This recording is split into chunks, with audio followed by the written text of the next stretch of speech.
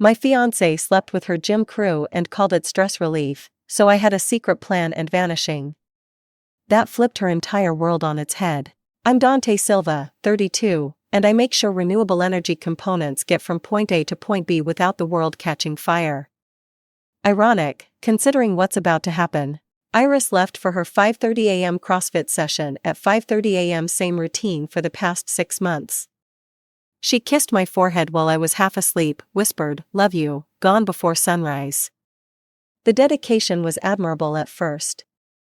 My fiancée, Iris Lauren, had transformed from the creative ceramicist who spent her days at Clay and Chai, her ceramic cafe downtown, into this fitness devotee who could probably deadlift me if she wanted. I supported it. Why wouldn't I? She was happy, energized, glowing. The late nights at the gym became normal. The new friend group of fitness obsessives seemed healthy. Even when she started guarding her phone like state secrets, I chalked it up to gym selfies. She was embarrassed about the wedding planning, I told myself. That morning the wedding spreadsheet stared at me from my laptop. Final payments were due this week. The venue, a restored greenhouse outside the city, was locked in. 200 guests had confirmed. Her dress hung in our spare bedroom like a promise. I reached for my coffee and noticed her tablet on the counter. She must have forgotten it in her pre-dawn rush. The screen lit up with a notification. Beast Mode Crew. Ronan, can't wait for another stress relief session. I stared at it for maybe 10 seconds. Stress relief session could mean anything. Probably some inside joke about foam rolling or yoga. The notification disappeared, but something in my chest went tight. Not jealousy. I'm not that guy. More like when you're reviewing shipping manifests and one number doesn't match. Small thing, probably nothing, but you check anyway because that's how catastrophes get prevented. I picked up the tablet. Her password was still our anniversary date. The group chat opened. 7 members, including Iris. I recognized some names from her stories: Ronan, the lead trainer she couldn't stop praising, 2 other trainers, some regular members. I scrolled up, expecting workout tips, protein shake recipes, complaints about muscle soreness. Iris, God, I needed that after dealing with wedding vendors all day. Ronan, you know I'm always here for you. Brad, your form is getting better every session. Iris, you boys are too good to me. Normal enough. I kept scrolling. The messages went back months. The tone shifted gradually, like watching water heat up degree by degree. Ronan, same time tomorrow. Your usual spot. Iris, can't, D has some work thing. Thursday. Brad, Thursday works for me too. Iris, PF, you guys are my favorite stress relief. There it was again. Stress relief. The phrase appeared dozens of times, always with winking emojis, fire symbols, devil faces. My coffee went cold. I scrolled faster. Photos started appearing about 2 months back. First just gym selfies, group shots, then photos in the locker room. Nothing explicit yet, but the edges kept pushing further. Ronan with his shirt off. Brad flexing behind her while she laughed. Then I found a photo from last week. Iris in workout clothes, sitting on someone's lap. The angle was careful not to show the face, but the tattooed forearm around her waist was clearly Ronan's. Timestamp 11:47 p.m., the night she texted me about inventory night at the cafe. I set the tablet down, picked it up again. My hands weren't shaking.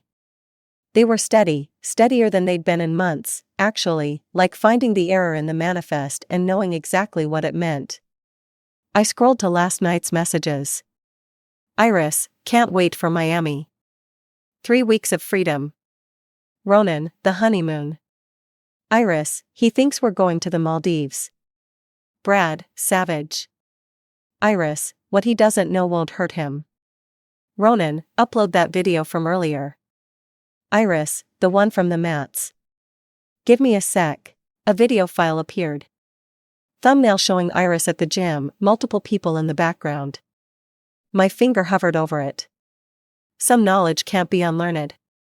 Some doors can't be closed once opened. I tapped play. The camera was propped against something, recording the gym mat area. Iris was stretching, talking to someone off camera. The audio was clear. After the wedding we'll have more freedom.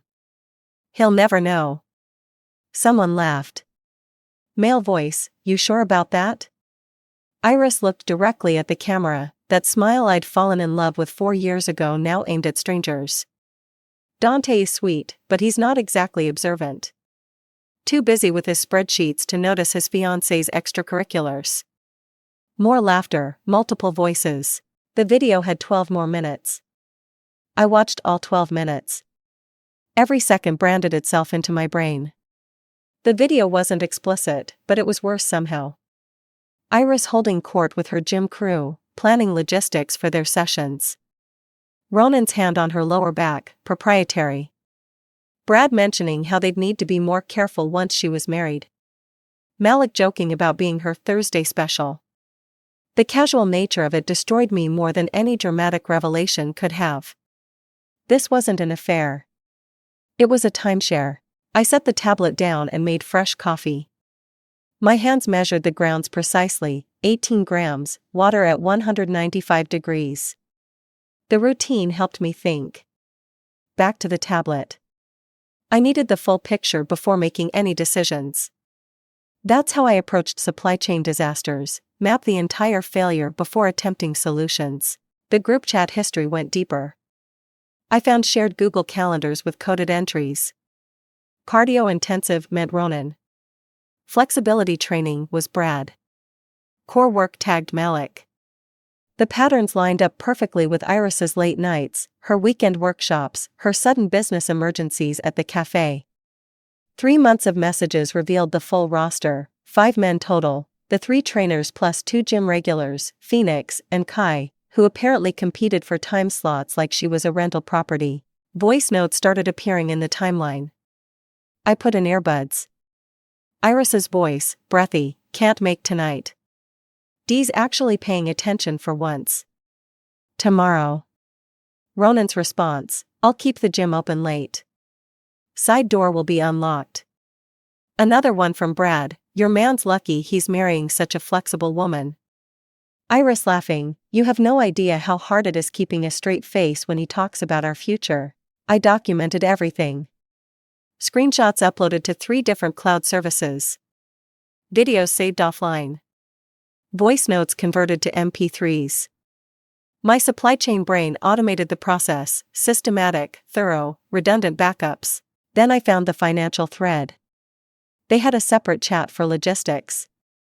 Iris was using our joint wedding savings for hotel rooms. The transactions were small, smart, 50 here, 70 there, labeled as vendor deposits or decoration samples. I'd never questioned them because I trusted her to handle the aesthetic decisions.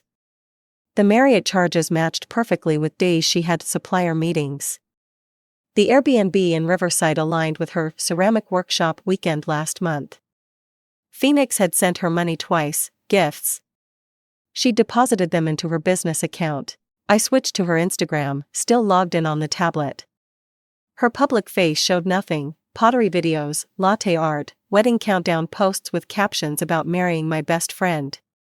My mother had written perfect couple under a photo from last week. But Instagram has archives.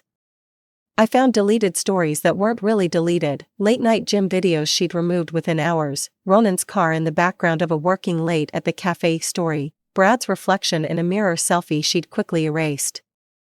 The metadata told its own story, GPS coordinates placing her at addresses I didn't recognize when she was supposedly at inventory, timestamps that destroyed every alibi she'd carefully constructed. I found a draft message she'd never sent, typed out 2 weeks ago at 2 a.m., sometimes I think about telling Dee everything, but the wedding's so close and I do love him in my way. He's stability. He's the future I'm supposed to want. You guys are what I need right now. After we're married, after things settle. The message cut off there. Even she couldn't finish justifying it. My phone buzzed. Text from Iris, hey babe, grabbing smoothies with the gym crew after class. Be home by noon to go over the seating chart. Love you. I texted back, take your time. I'm getting a lot done this morning. Not a lie. I went back to the main chat. Scrolled to this morning after she'd left. Ronan, your boy seemed suspicious yesterday when I called. Iris, paranoid much? He doesn't suspect anything. Brad, what if he finds out? Iris, he won't. Trust me, I know Dante. He sees what he wants to see. Malik, Iris, realistic. Anyway, who's free tonight? Last chance before I'm on wedding lockdown. The responses came fast. All 5 were available. They were planning something at Ronan's apartment. I stood up from the counter, walked to our bedroom. Her engagement ring box sat on the dresser. She always took it off for workouts. I picked up the ring, 2 carats, classic setting, cost me 3 months' salary. The jeweler had called it timeless. I had a different word for it now. I put the ring in my pocket and sat at my desk. No rage, no tears, just clarity, sharp as winter air. Most men would have confronted her immediately, screamed, thrown things, made threats. But rage is sloppy. Rage makes mistakes. And I don't make mistakes in my supply chains. I opened my laptop and started a new project file. Named it Exit Strategy. First task, cancel the wedding without creating drama she could spin into sympathy. I called the venue. Mrs. Chen answered on the second ring. Dante. 3 weeks to go. Everything's perfect on our end. Actually, Mrs. Chen, I need to cancel. Irreconcilable differences discovered this morning. Silence, then carefully, I'm so sorry. Keep the deposit. You've been wonderful. I just need this handled quietly. Of course. I'll process the cancellation today. 1 down. The florist, the band, the caterer, each conversation brief, professional, no details, no drama. Wedding cancelled. Keep the deposits. Discretion appreciated. I drafted the email to our guests, rewrote it 6 times until it was perfect. Subject, wedding cancellation, Dante and Iris. The wedding scheduled for, date, has been cancelled. Please do not travel or attend. This decision is final. No gifts or condolences necessary. Thank you for understanding. Dante. I scheduled it to send at 8 p.m. tonight, after I'd handled everything else. Next, evidence packages. I created custom USB drives for specific recipients, not everything. I wasn't trying to destroy her, just ensure the truth was known to the people who mattered. For the gym owner, screenshots of trainer-client inappropriate relationships, liability concerns, franchise violations.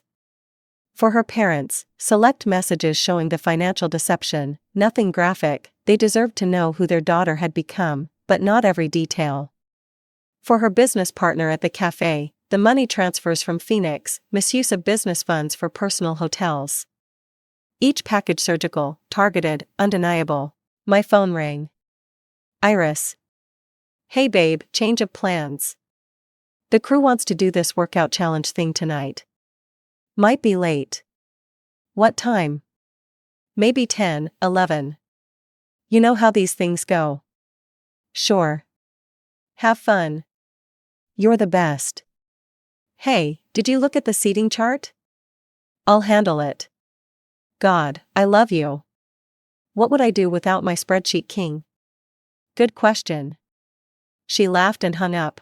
I pulled up the jeweler's website, found their custom work section, called the number. Precision metals, this is Dominic. I need a custom stamp made. Rush job. Can you do same day?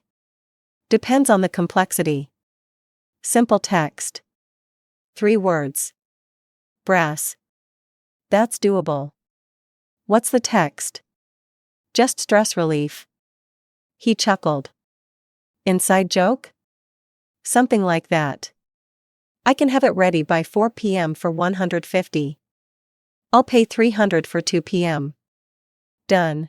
I drove to the jeweler with her engagement ring. Dominic raised an eyebrow slightly when I handed him the ring. That's a beautiful stone. It was. Need it melted down. Use the metal for the stamp if possible. He nodded. Poetic. Actually, that's the idea. Back home I printed everything, organized into neat folders. The gym owner's package, her parents, her business partners. I made one extra copy, this one complete. Every message, every photo, every video, every financial record, the full archaeology of betrayal. I labeled it Stress Relief, an exhibition, and typed up a museum-style placard, mixed media installation exploring modern intimacy and deception. Materials, digital communications, financial records, brass stamp created from reclaimed engagement ring. Artist wishes to remain anonymous. Viewer discretion advised. The gallery downtown, Meridian Space, accepted anonymous donations for their found objects collection. They specialized in provocative pieces that told stories. This would tell one hell of a story. My phone buzzed. Text from my best friend, bachelor party planning this weekend. I responded, no need. 3 dots appeared, then disappeared. He knew better than to push when I used that tone. 4 p.m. Dominic called. The stamp was ready. I drove back, paid cash, examined his work. The brass gleamed, just stress relief in elegant script. The weight of it felt right in my hand, 2 carats of broken promises transformed into something useful. It's perfect, I told him. Sorry about whatever this is about. Don't be. This is exactly what I needed. I got home at 5. Iris's gym bag was gone. She'd stopped by while I was out. A sticky note on the counter, grabbed protein bars. Love you. I tested the stamp on paper. Clean, clear impression. The brass left a slight indentation, like a scar. My phone showed her location at the gym. The chat showed them planning to leave for Ronan's apartment at 7 p.m. I organized everything on the dining table, envelopes ready, stamp prepared, USB drives labeled, the gallery submission packaged. 6:45 p.m. I put on my jacket, grabbed my car keys, and headed for the gym.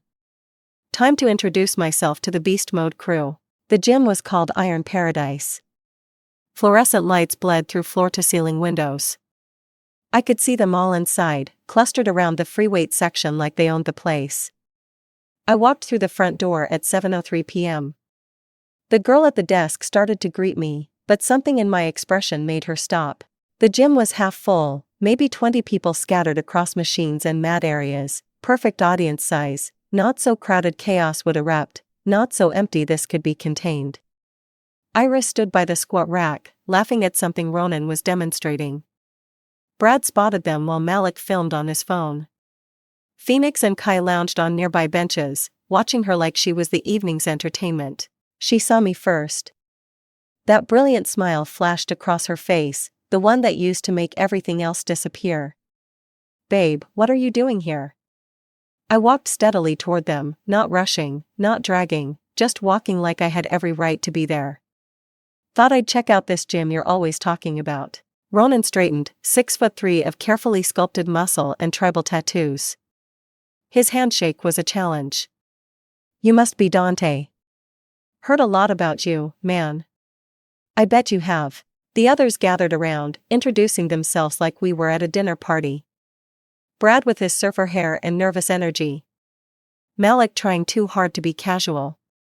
Phoenix and Kai flanking Iris like bodyguards. So I said, voice carrying just enough to reach the nearby machines. Funny thing about group chats. They create this interesting illusion of privacy. The temperature changed. Iris's smile flickered. What? Group chats. Digital conversations. Ronan stepped forward slightly. Everything okay, bro? I pulled out my phone. You tell me, Ronan.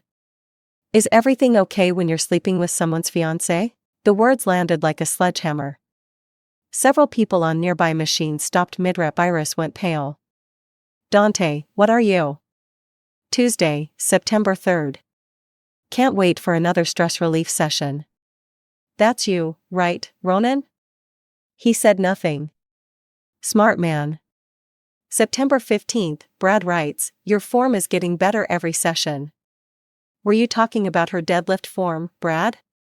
Brad took a step back. October 2nd, Malik calls himself the Thursday Special. Very organized. I appreciate that. Makes the timeline easier to track. The gym had gone quiet. Someone had turned down the music. Phones were coming out. Iris tried to salvage it. You're misunderstanding. These are just jokes. The video from last night isn't a joke. I held up my phone, hit play. Her voice filled the gym. After the wedding we'll have more freedom. He'll never know. Dante is sweet, but he's not exactly observant. Too busy with his spreadsheets to notice his fiancée's extracurriculars. The laughter of all 5 men followed. A woman on the elliptical gasped. Someone whispered, "Holy shit." Iris's face crumbled. Baby, please let me explain the hotel charges. The Wednesday night inventory that matches perfectly with Ronan's apartment location. The money Phoenix sent you that went into your business account. I have the receipts, Iris. $3,000 from our wedding fund. Ronan tried to take control. Look, man, maybe we should talk about this privately. I laughed, actually laughed. Like your private sessions with an engaged client? Does your franchise owner know about those? The liability issues alone, you don't know what you're talking about. I know exactly what I'm talking about. I know you have a girlfriend in Riverside who thinks you're faithful. Want me to call her? I have her Instagram. That shut him up.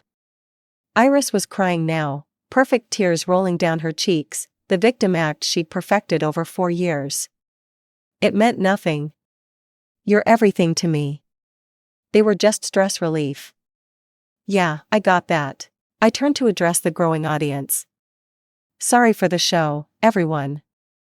Just wanted you to know what kind of people train here, what kind of values Iron Paradise promotes. The gym owner had appeared from his office, face red. What the hell is going on? I looked him straight in the eye. Check your mail tomorrow morning. You'll want to call your lawyer. Then I pulled out a single sheet of paper, the screenshot from the chat, Iris planning tonight, all 5 men responding with enthusiasm. I dropped it on the floor between us. The wedding's off, by the way. I turned and walked toward the exit. Behind me an explosion of voices, Iris calling my name, Ronan trying to explain to his boss, people filming everything. At the door I stopped and looked back. Oh, and Iris, you might want to check your email. Her phone was already in her hand when I walked out. I sat in my car for exactly 2 minutes, watching through the gym windows as Iris read the mass email I'd sent to our 200+ guests. Her body language told the story, confusion, then horror, then frantic showing of her phone to Ronan. The subject line was visible even from here when she held it up, wedding cancellation, Dante and Iris. Done. No takebacks. No possibility of her spinning this as a lover's quarrel that could be fixed. I drove home and got to work. The stamp sat on the dining table, catching the light, just stress relief in reverse, ready to mark everything it touched. I tested it once more on scrap paper. Perfect impression. First envelope, gym owner. I stamped it in the top left corner where a return address would go. Inside, USB drive with screenshots of trainer-client violations, liability concerns, Ronan's girlfriend's contact information, and a helpful note about checking his insurance policy's morality clause. Second envelope, Iris's parents. The stamp hit the center like a wax seal. They'd always been good to me. They deserved truth, not the full brutal version, but enough. Financial records showing their daughter using wedding money for hotels, select messages about deceiving them. Third envelope, Tanya, her business partner at Clay & Chai. Stamped across the back flap. Money transfers from Phoenix, the afternoons she claimed to be at supplier meetings while the shop was understaffed. Tanya had been covering shifts, thinking Iris was building their business. Each stamp left its mark slightly deeper than the last. The brass warmed with use. I had 23 envelopes total. Every key person in her life would receive one by morning, her sister, her best friend from college who was supposed to be maid of honor, the president of the small business association she belonged to, her ceramics mentor who'd written her recommendation letters, Not vindictive, strategic. The truth distributed to people whose opinions she couldn't dismiss or manipulate. The gallery package was different. I wrapped it carefully, included the stamp itself in a small velvet box like it was precious. The placard I'd written earlier went on top. Tomorrow I would drop it at Meridian Space's anonymous donation box. My phone hadn't stopped buzzing, 17 missed calls from Iris, 43 texts ranging from "please talk to me" to "you're destroying everything" to "I'll destroy myself." That last one almost made me respond. Then I saw she'd posted an Instagram story 10 minutes later, crying selfie, caption, "going through something." Already farming sympathy. I blocked her number. At 11 p.m. I started my delivery route. Each envelope hand-delivered to avoid any claims they got lost. The gym owner's house first, slipped through the mail slot. Her parents' house, they were asleep, tucked under the doormat with a rock on top. Tanya's apartment building, paid the night doorman $20 to put it under her door. The route took 3 hours. Systematic, thorough, every delivery photographed with timestamp and GPS tag. By 2 a.m. I was at Meridian Space. Their donation box sat in the alley, monitored by security camera. I placed the package inside carefully. Someone would find it in the morning, evaluate it, decide if it was worth displaying. The scandal would make the decision for them. When I got home there were 2 cars in my driveway, Ronan's black Challenger and Brad's Jeep. They were standing by my front door, trying to look threatening. I parked on the street, walked up calmly. "Gentlemen." Ronan stepped forward. "You need to fix this." "Fix what?" "My boss is talking about firing me." "My girl found out, you destroyed everything over some misunderstanding." "Misunderstanding?" I pulled out my phone. "Should I play the video again? Or maybe the voice note where you describe exactly what you did with my fiancé in your office after hours?" Brad grabbed Ronan's arm before he could move. "He's recording us, man." He was right. I was. "Here's what's going to happen," I said. "You're going to leave now. If you come back, if you threaten me, if you even think about retaliation, the full folder goes to the police. Yes, I know Phoenix is dealing steroids from the gym. Yes, I have evidence. Yes, Kai's parole officer would be very interested in his activities." They stood there calculating. My phone buzzed, unknown number. I answered on speaker. "Mr. Silva, this is Officer Martinez. We received a wellness check request for this address. Everything okay there?" I smiled. "Perfect timing, officer. I have 2 trespassers who were just leaving." Ronan and Brad practically ran to their cars. The officer continued, "We also need to discuss a complaint filed against you tonight. Can you come to the station?" "Of course, officer. I'll be there in 20 minutes. The station was quiet at 3 a.m. Officer Martinez led me to an interview room, not interrogation, just interview. Important difference. Ms. Lauren filed a harassment complaint. Says you're distributing private materials. I placed a folder on the table, screenshots of messages where she discusses defrauding me of wedding funds, financial records showing misuse of joint accounts. Nothing private, just evidence of fraud. Martinez flipped through it. His expression shifted. She also claims you're threatening her safety. I blocked her number after she sent manipulative texts. I have no interest in contact. I'm just ensuring people who were also deceived know the truth. He closed the folder. No crime in telling the truth, Mr. Silva. But stay away from her. Gladly. By sunrise the dominoes were falling perfectly. Tanya called first. I can't believe this. 3 years of partnership and she was stealing. Check your books, Phoenix's transfers are probably just the start. Already am. Her keys have been deactivated. I'm buying her out. The gym owner texted, Ronan terminated. Franchise investigation opened. Your evidence helped prevent a lawsuit. Thank you. Iris's father called at 9 a.m., voice hollow, we had no idea. We're withdrawing as co-signers on her business loan. She's on her own. The gallery director emailed, Your submission has been accepted for our found objects collection. Opening Friday night. The piece is powerful. By noon, Iris's world had completely inverted. Her Instagram was deleted after the gym video went viral in local fitness groups. Clay and Chai announced temporary closure for restructuring, code for Tanya kicking her out. The Beast Mode crew chat had gone silent after someone leaked the entire thread to a gossip blog. My phone rang, new number. I almost didn't answer, then recognized the last 4 digits. Iris's mother's phone, but it was Iris's voice. Please just talk to me. I should have hung up. Instead, you have 60 seconds. I lost everything. No, you threw everything away. There's a difference. The cafe is gone. My parents won't speak to me. The gym banned me. Everyone's seen the messages. Natural consequences. I loved you. No, you loved what I provided: stability, security, a good story to tell while you lived your real life with them. That's not 30 seconds. Her voice broke.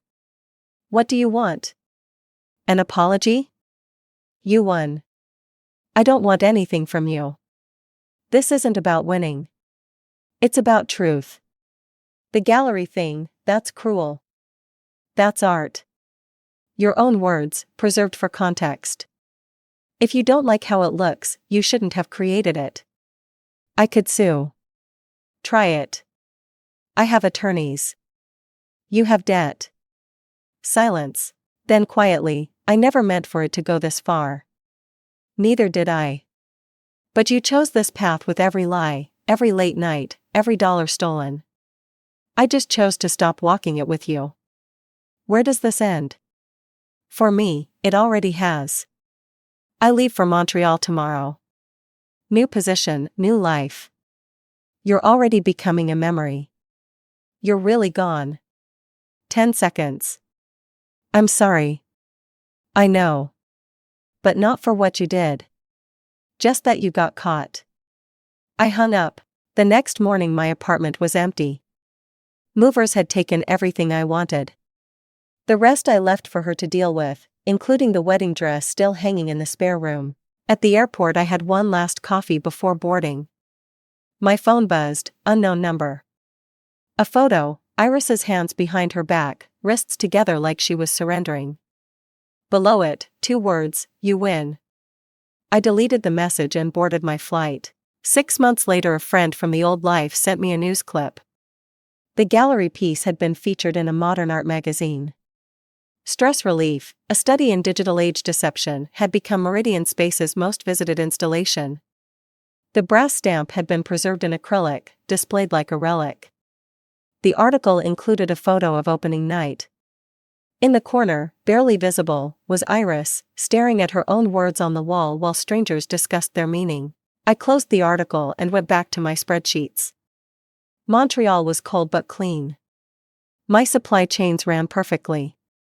No surprises, no variables I couldn't control. Some might call that boring. I call it peace.